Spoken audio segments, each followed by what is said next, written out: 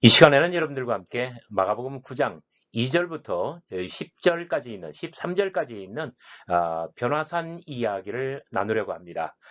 특별히 이 제목을 구름에 가린 산행길의 계시라고 잡았는데 왜 그랬을까요? 산행을 했습니다. 높은 산에 올랐습니다. 그런데 구름이 가득 끼었어요. 그 속에서 예수님께서 변모하셨는데 그런데 이것은 아주 가장 위대한 계시거든요. 근데 예수님의 제자들이 깨닫지 못했다는 거예요. 같이 한번 보시죠. 본문 한번 읽어볼까요? 너무 길어서 10절까지만 읽겠습니다. 엿새 후에 예수께서 베드로와 야고보와 요한을 데리시고 따로 높은 산에 올라가셨더니 그들 앞에서 변형되사 그 옷이 광채가 나며 빨래하는 자가 그렇게 희게할 수 없을 만큼 희어졌더라. 이에 엘리야가 모세와 함께 그들에게 나타나 예수와 더불어 말하거늘 베드로가 예수께 고하되 라피여 우리가 여기 있는 것이 좋사오니 우리가 초막 셋을 짓되 하나는 주를 위하여 하나는 모세를 위하여 하나는 엘리야를 위하여 하사이다. 하니 이는 그들이 몹시 무서워하므로 그가 무슨 말을 할지 알지 못함이더라. 마침 구름이 와서 그들을 덮으며 구름 속에서 소리가 나되 이는 내 사랑하는 아들이니 너희는 그의 말을 들으라 하는지라. 문득 둘러보니 아무도 보이지 아니하고 오직 예수와 자기들 뿐이었더라. 그들이 산에서 내려올 때에 예수께서 경고하시되 사람의 아들이 죽은 자 가운데서 살아날 때까지는 본 것을 아무에게도 이르지 말라 하시니 그들이 이 말씀을 마음에 두며 서로 문의하되 죽은 자 가운데서 살아나는 것이 무엇일까 하고 10절까지만 읽었습니다. 자, 본문에서 몇 가지 중요한 거 관찰해 볼까요? 시간과 공간, 엿새 후 높은 산에서입니다. 언제로부터 엿새 후일까요? 베드로의 신앙 고백. 자, 등장하는 인물은요, 예수님, 베드로, 야고보, 요한, 그리고 구름 속에 엘리야와 모세가 나타났다가 사라집니다. 자, 주요 어휘 및 개념들 어떤 걸까요? 변형 또는 변모라고 하죠. 예수님께서 모양이 변하시는 거예요. 그리고 구름 속 소리, 이 소리는 마치 하나님과 같은 그런 존재입니다. 소리의 내용은 이것입니다. 이는 내 사랑하는 아들이니. 자, 그 다음에 사람의 아들이 죽은 자 가운데서 다시 일어나는 것. 자, 이런 것들이 중요한 개념입니다. 자, 주제는 예수님은 누구실까?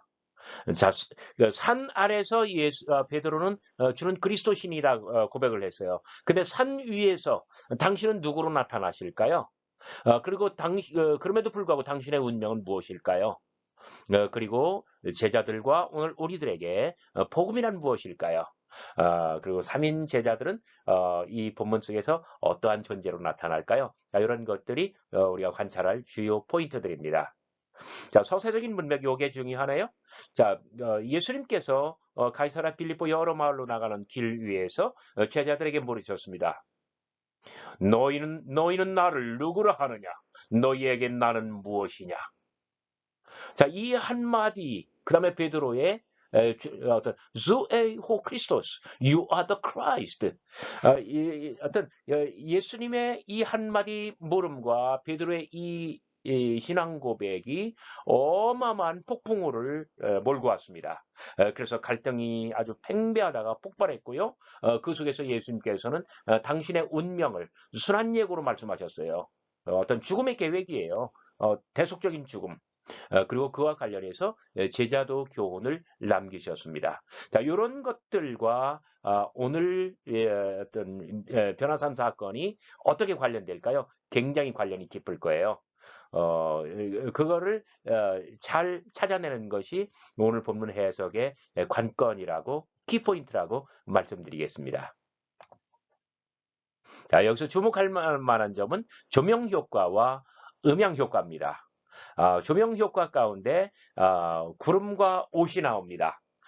구름은 발광체처럼 빛이 나요. 옷도 발광체처럼 빛이 나요.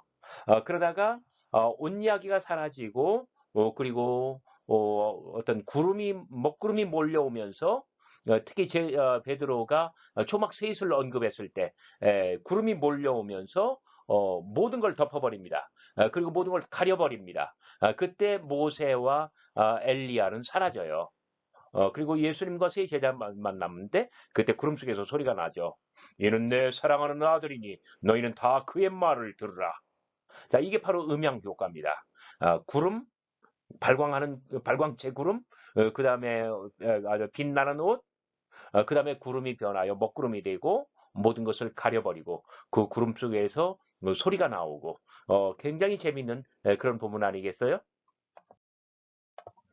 산에 오르신 예수. 자, 2절 엿새 후 예수께서는 베드로, 야고보, 요한을 데리고 높은 산에 오르셨습니다. 마가복음에는 산이 3번 나옵니다. 12를 선택할 때 산 위에 올라. 그래서 산은 킬리만자로처럼 어떤 기원의 땅이에요. 그리고 두 번째로 오늘의 본문에서 예수님께서는 높은 산에 오르시고 모습이 변하십니다. 그리고 마지막으로 겟세마네 동산에서 예수님께서는 목숨을 건 기도에 몰입하십니다. 3번 다 산은 하늘과 가깝고 하늘과 통합니다. 그런데 오늘 본문에서는 특별히 높은 산이라고 합니다. 신약학자들은 헬몬산이었을 거라고 판단합니다. 높은 산이면 더 특별한 무슨 사건이 일어날까요? 역사의 산에 오른 모세. 출애굽기 24장입니다. 오늘 사건과 굉장히 비슷한 그러한 일이 있었어요.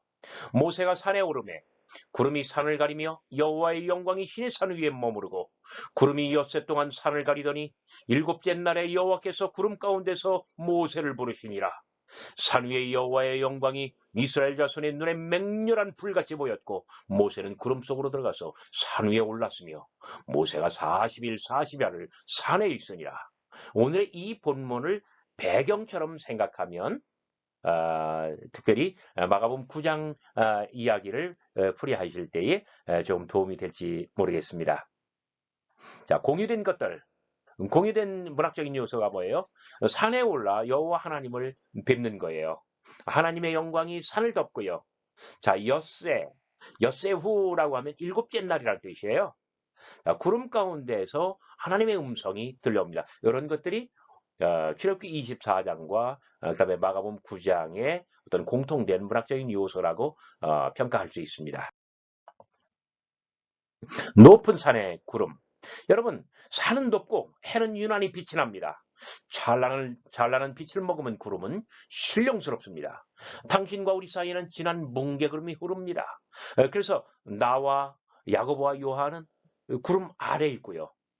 그리고 예수님은 구름 위에 계셔요. 그 위에서 모세와 엘리야가 나타날 것이고 예수님 좌우편에 그 예수님을 모시는 모양으로 대동하게 될 겁니다. 자, 성소에서 구름이란 뭔가요? 자, 종교학자들은 신현, theophany라고 합니다. 그냥 일반적인 영어로는 epiphany라고 하기도 해요. epiphany는 manifestation, 그냥 나타남이라는 이야기예요. 종교학자들이 신현, theophany라고 할 때는 무슨 뜻이냐면 거룩이 지평을 뚫고 스스로를 드러내 보이는 사건. 마치 호렙산 위에서 떨기나무에 불이 붙어서 모세에게 여호와 하나님께서 나타나시는 바로 그런 사건입니다. 자, 오늘 구름은 바로 이 신현적 사건을 연출할 것입니다. 그리고 특히 이 구름은 어떤 하나님의 임재와 영광을 보여줍니다. 조금 아까 본문에 출애굽기 24장에서도 그러지 않았습니까? 그리고 구름은 또한 가림막입니다. 차단막입니다. 그래서 뭔가를 가리게 될 거예요. 자, 당신의 놀라운 변모. 변한간 당신 주변에선 강렬한 빛과 그 빛을 품어하는 뭉게구름이 심하게 요동쳤습니다. 당신의 모습은 타오르는 불길처럼 밝습니다. 하지만 당신은 타지 않고 섬광처럼 빛을 발합니다. 자, 2절 그들 앞에서 변형대사 카이 메테모로포세이 엠프로스텐 아우톤. 그들 앞에서 모양이 변하셨다. 메테모로포 이 단어의 어떤 신적 수동태인데 divine passive 신적 수동태란 그냥 주어를 쓰지 않아요. 그냥 수동태만 써요. 그러니까 부활절 아침에 여인들이 예수님의 무덤에 갔더니 무덤이 열려 있었어요. 그냥 누가 무덤문을 열었다 이렇게 하지 않아요. 그냥 무덤문이 열려 있었다. 자, 이런 것이 전형적인 디바인 패시브, 신적 수동태입니다. 그 주어는 누구냐면 하나님이 너무나 거룩해서 하나님을 주어로 사용하지 않고 대신 주어 없이 동사만 수동태로 쓰는 거예요. 무슨 뜻입니까? 오늘 산 위에서 모양이 변하신 이 변모의 사건이야말로 하나님께서 주도적으로 역사하신 하나님의 역사라는 그런 뜻입니다. 내 주님 입으신 그 옷은, 옷 보셨죠? 당신의 옷. 10년 넘게 병구를 앓던 한 여인이 만져서 불치의 병을 고친 바로 그 옷입니다. 혈루증 여인. 누구든지 만지는 자마다 성함을 얻으니라. 바로 그 옷자락입니다. 가장 빛나는 건 하늘의 구름이 아니라 당신의 옷입니다. 그 옷이 광채가 나며 빨래하는 자가 그렇게 희게 할 수 없을 만큼 매우 희어졌더라. 이 옷자락이 정말 아주 깨끗하고 빛나고 그렇게 빛나게 희었다는 거예요. 하늘의 옷을 입다. 다니엘의 환상과 사람의 아들, 오늘 구약 성경의 두 번째 배경이 되는 그런 본문입니다. 내가 보니 왕자가 놓이고 옛적부터 항상 계신 이가 좌정하셨는데 그의 옷은 희귀가 눈 같고 그의 머리털은 깨끗한 양의 털 같고 그의 보좌는 불꽃이요 그의 바퀴는 타오르는 불이며 불이 강같이 흘러 그의 앞에서 나오며 13절 내가 또 밤에 환상 중에 보니 인자 같은 이가 하늘 구름을 타고 와서 옛적부터 항상 계신 이에게 나아가 그 앞에 인도되매. 다니엘 7장은 에녹 일서에서 강력한 영향을 받은 묵시문학입니다. 엘리야 맞나요? 에녹이죠. 죄송합니다. 네, 에녹이 하늘로 승천했습니다. 그래서 이별 저별 떠돌면서 어떤 하늘의 여행을 하는데 한 군데 가보니까 어떤 보좌가 놓여 있습니다. 보좌 위에는 옛적부터 항상 계신 이가 좌정하고 계십니다. 여기 옛적부터 항상 계신 이란 누구냐면 여호와 하나님이에요. 여기 옛적부터라는 것은 창조 이전부터를 뜻합니다. 그런데 에녹이 보니까 당신의 옷은 너무나 찬란한 흰옷입니다. 그것은 불꽃과도 같아요. 근데 거기에 제가 여기 인용을 안 했습니다만 11절, 12절 막 수만 수십만의 천사들이 그 하나님을 옹이하며 예배하고 섬기고 봉사하고 있습니다. 그런데 인자 같으니 이게 바로 뭐냐면 Son of Man, 사람의 아들이에요. 하늘 구름을 타고 와서 옛적부터 항상 계신 이 그분에게 옆으로 나아가 옆에 섭니다.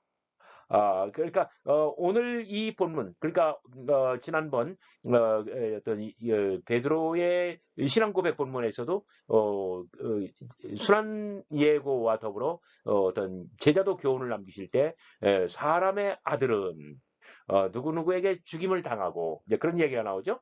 자, 오늘 본문에서 예수님의 옷이 아주 광채나는 것처럼 희게 변했다.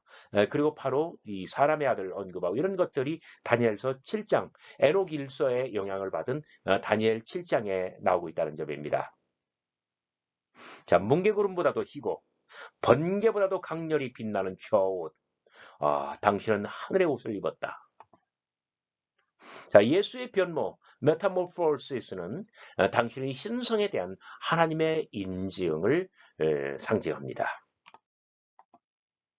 자, 하나님의 산에선 세 사람, 옷자락은 넓고 옷깃은 깁니다. 예수의 용모가 갑자기 변한 것처럼 엘리야가 불현듯 모세와 더불어 제자들에게 나타났습니다. 4절, 이에 엘리야가 모세와 함께 그들에게로 나타나 예수와 더불어 말하거늘. 자, 구름 아래로는 베드로와 야고보와 요한이 있습니다. 구름이 저 꼭대기 정상에는 예수님께서 엘리야와 모세를 곁에 세워 중심에 계십니다. 모세와 엘리야가 율법과 예언을 대표한다면 예수님께서는 복음을 대표하며 아니 복음 그 자체로서 중심에 서 계십니다. 두려운 이에 모를 소리, 너무나 갑작스럽고 당혹스러운 광경이었습니다. 저것이 사람인가 아니면 홀령인가? 6장 49절에 예수님을 보고도 홀령, 유령이라고 막 비명처럼 소리를 질렀잖아요. 구름이 시야를 가리듯 두려움이 존재를 압도해 옵니다. 5절 얼떨결에 베드로가 말했습니다.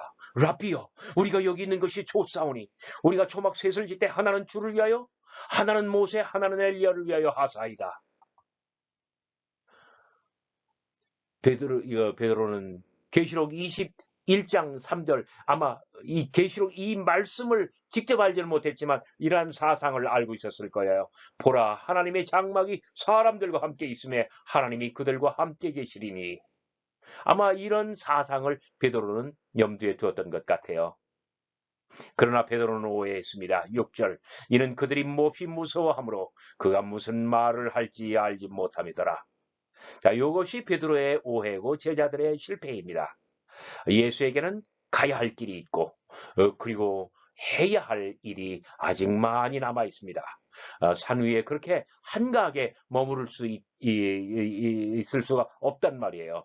그러니까 베드로가 여기서 제안한 것은 8장 29절에 Su ehu Christos, you are the Christ. 그리스도라고 고백한 것과 아마 맥을 같이 할 거예요. 그러나 말씀드린 것처럼 고난받는 그리스도로서 어떤 죽임 당할 사람의 아들로서 예수 당신에게는 가야 할 길이 남아 있고 해야 할 일이 많이 남아 있다는 것입니다. 자, 예수는 해야 할 일이 있고 가야 할 길이 있습니다. 베드로와 제자들은 이런 예수를 아직 모르고 있는 것입니다. 압도하는 구름과 계시로 가득한 하늘의 소리. 구름은 하나님의 임재의 상징이라 하였습니다. 사람의 아들은 구름을 타고 권능과 영광으로 올 것입니다. 나중에 바로 13장 14장에서 다시 나타나죠. 7절 바로 그때 구름이 와서 그들을 덮었습니다. 빛나는 흰옷이 아닙니다. 검디 검은 먹구름입니다. 하나님께서는 구름 속에서 밖으로 나오셨습니다. 소리로 나오셨습니다. 구름 속에서 소리가 나되 이는 내 사랑하는 아들이다. 후토스 에스틴 호 후이오스 무호 아가페이토스. 자, 세례 받으실 때 그리고 변모하실 때 자, 대단히 유사합니다. 자, 세례 때 하늘로부터 소리가 나왔죠? 오늘 구름으로부터 소리가 나왔습니다. 세례 때 너는 내 사랑하는 아들이라. 자, 지금 이는 내 사랑하는 아들이라. 자, 세례 때 내가 너를 기뻐하노라. 너희는 그의 말을 들으라. 자, 구름은 하늘처럼 하나님께서 거하시는 곳입니다. 임재의 상징입니다. 소리는 하나님의 존재 양식이에요. 일찍이 엘리야가 어떤 산 위에 올라갔는데 막 지진이 나고 불이 타고 근데 하나님께서는 어떤 지진이나 불에 계시지 않았다고 했잖아요. 세미한 소리 속에 계셨잖아요. 자, 이 소리는 예수님을 이는 내 사랑하는 아들이라 예수님을 제자들 앞에서 인증하고 있습니다. 세례는 예수님 당신 본인에게 직접 인증하는 사건, 변모는 오늘의 이 본모는 예수님을 제자들 앞에서 인증하시는 사건입니다. 하나님의 인정은 빛과 소리를 포함합니다. 너희는 소리이신 예수, 소리 그 자체, 복음을 들으라. 너희는 그에게 들으라. 우리말 번역에서는 너희는 그의 말을 들으라 이렇게 번역을 했습니다만은 너희는 그에게 들으라 직역하면 이 말이 더 맞습니다. 일찍이 하나님의 산에서 여호와는 엘리야에게 소리로 나타나셨습니다. 말씀드린 것 같이 바람에도 아니 계셨고 지진에도 아니 계셨고 불 속에도 아니 계셨습니다. 세미한 음성. 자, 하나님은 여호와의 존재 양식은 소리예요. 예수님도 소리이십니다. 우리는 그 소리를 가리켜서 복음이라고 부릅니다. 모세의 율법도 엘리야의 예언도 아닙니다. 오직 소리 되신 예수, 그를 들으라, 그에게 들으라, 복음을 들으라는 뜻이에요. 비밀, 메시아 비밀. 그들이 산에서 내려올 때에 예수께서 경고하시되 사람의 아들이 죽은 자 가운데서 살아날 때까지는 본 것을 아무에게도 이르지 말라. 자, 비밀에 붙여야 할 것은 바로 그들이 본 것입니다. 그것은 예수의 변모, 하나님의 아들, 곧 당신의 신성입니다. 자, 이것을 비밀에 붙이라는 거예요. 제자들은 이 점을 분명히 알고 믿어야 합니다. 그러나 누구에게도 발설해서는 아니 됩니다. 이것이 그 유명한 침묵의 명령 그리고 메시아 비밀입니다. 하지만 비밀에는 한계가 있습니다. 언제까지? 당신의 죽음과 부활 때까지입니다. 당신의 죽음과 부활, 그때까지는 비밀이에요. 그러니까 비밀이기 때문에 로마의 정권도 유대 지도자들도 아무도 모르는 거예요. 그래서 죽이는 거예요. 제자들은 그때까지 오해하는 거예요. 그런데 당신의 죽음과 부활, 특별히 부활을 체험하고 나면 그 눈에서 오해의 비늘이 벗겨질 것이고요. 그때부터 이제 진짜 사도가 될 거예요. 이게 마가복음의 가장 천재적인 어떤 그 문인의 끼라고 말할 수가 있어요. 하나님의 아들 아니면 사람의 아들? 제자들은 의아해했습니다. 그들이 이 말씀을 마음에 두며 서로 문의하되 죽은 자 가운데서 살아나는 것이 대체 무엇일까? 일찍이 예수님께서는 말씀하셨습니다. 8장 31절 첫 번째 순환 예고죠. 사람의 아들이 많은 고난을 받고 대제사장들과 서기관들과 그 장로들에게 죽임을 당하고 죽임당한 지 사흘 만에 살아나야 하리라. 그러나 구름 속 하늘의 음성은 예수님을 하나님의 아들이라고 인정합니다. 하나님의 아들은 하산하며 다시 말씀하십니다. 사람의 아들이 죽은 자 가운데서 살아날 때까지는 본 것을 아무에게도 미루지 말라. 제자들은 의아해합니다. 당신은 누구의 아들일까? 하나님의 아들일까? 아니면 사람의 아들일까? 그리고 죽었다가 다시 사는 것은 대체 무엇일까?